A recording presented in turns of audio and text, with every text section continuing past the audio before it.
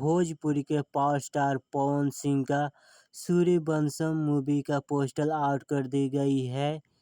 इस मूवी के देखते हैं कब तक ट्रेलर आता है।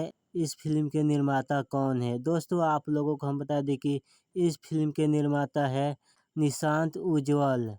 फाइनली दोस्तों आप लोगों को हम बता दें कि इस मूवी का डायरेक्टर है राजनीशी मिश्रा, जो कि फिल्म का बहुत ही अच्छा खासा डायरेक्टर है। दोस्तों आप लोगों को हम बता दें कि सूर्यवंशम मूवी का फर्स्ट लुक रिलीज किया गया है।